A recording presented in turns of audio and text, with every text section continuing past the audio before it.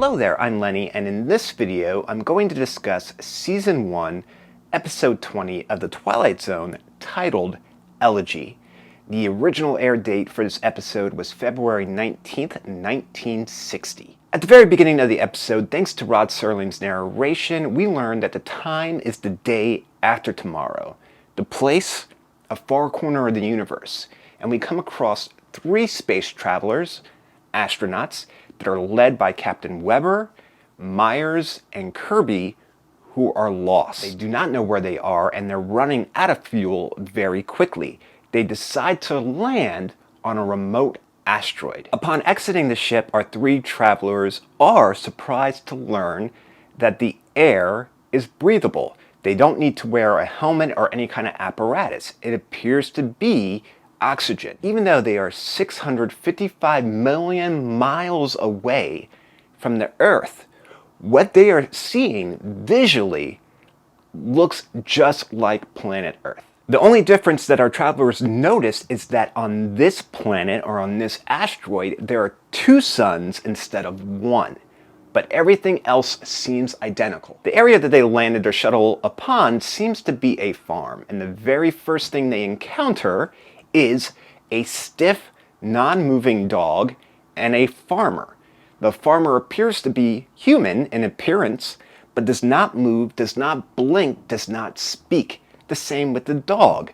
It's almost as if they're frozen in time. Traveling just a little bit past the farm, our space travelers come across a little lake or a river where there is a man fishing.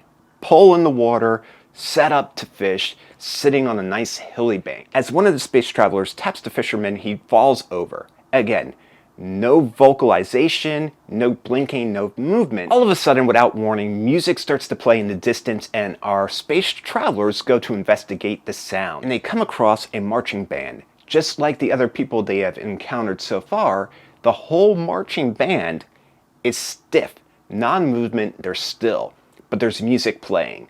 And they find that the source of the music is coming from a loudspeaker, not the band itself. Within the room with the marching band and the music, our space travelers find themselves in a town hall that is welcoming a new mayor. It appears that Mayor Finch has won, and that the band is there to welcome him. Mr. Mayor is up upon the stairs, and there's a crowd down below the stairs welcoming the new mayor.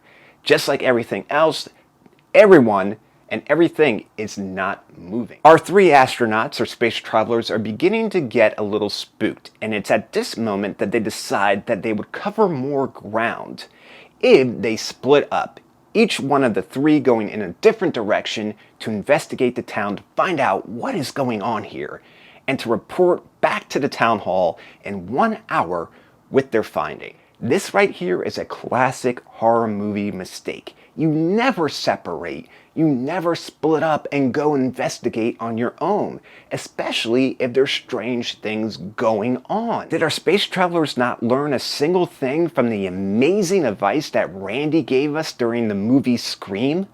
During the space travelers' separate travels, they come across a poker game taking place in a bar. In a hotel, there's a romantic dinner for two, and a crowd of stiff, non-moving people watching a beauty pageant take place. As our space traveler leaves the beauty pageant, an old man within the crowd actually turns in his seat and he smiles. Dun dun dun! Our three space travelers have met back up, and they decide to investigate the rest of the town together. Walking around it, they discover a lovely house which they approach and are going to enter. As they walk up to the front porch, they ask the non-moving newspaper reader if he minds if they enter the house and look around a little bit. All three of our travelers are startled when the person sitting on the porch begins to move. They lower the paper, and the response of "not at all" is heard. The individual that speaks on the front porch is the same elderly man that was sitting in the beauty pageant who turned and smiled. Dun dun dun!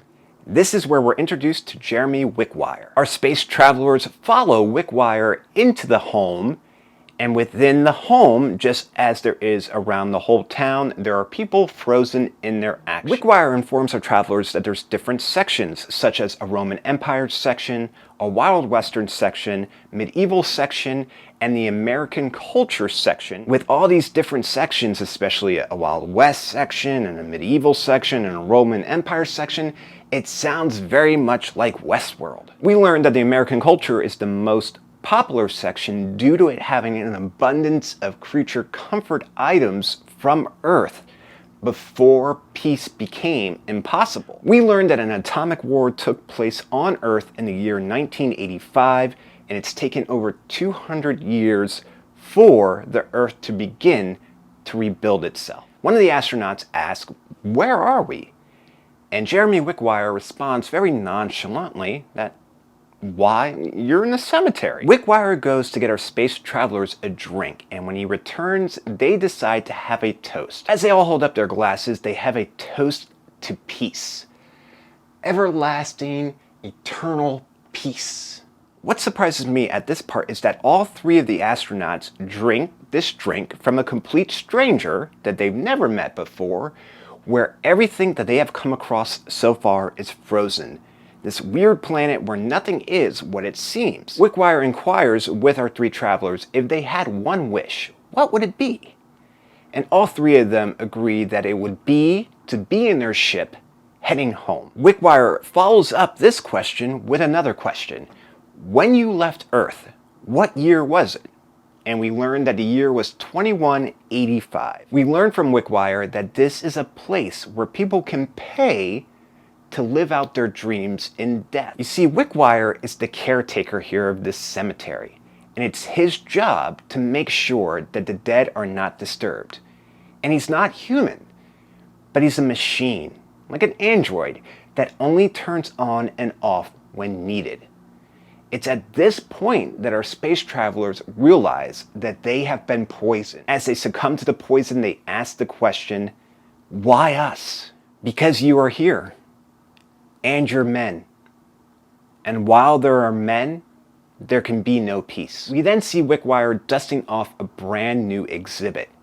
It's three men, three space travelers, in their ship, frozen in place like all the others. We then see Wickwire sit down in a chair, place his duster down, and as he smiles, the camera pulls up out of frame and the episode ends. Rating this episode on a scale of 1 to 10, with 10 being the absolute best score that it could get, I give Elegy a 7. If you think this video is worthy of a thumbs up, please feel free to do so. And if you enjoyed this video and you want to see others just like it, all you have to do is hit the YouTube logo, which is going to be down in the corner, and you'll get a notification anytime a new video is uploaded to the channel. Also, please feel free to check out my other playlists. There is a movie playlist where I have movie reviews, a show playlist where I review shows such as American Horror Story and Cobra Kai, and other Twilight Zone episode reviews on the Twilight Zone playlist. As always, I want to say thank you so much for watching this video. Thank you for your time. Thank you for the opportunity to talk about these things that I'm passionate about. I greatly appreciate that. Please be safe, be careful, and I'll talk to you soon.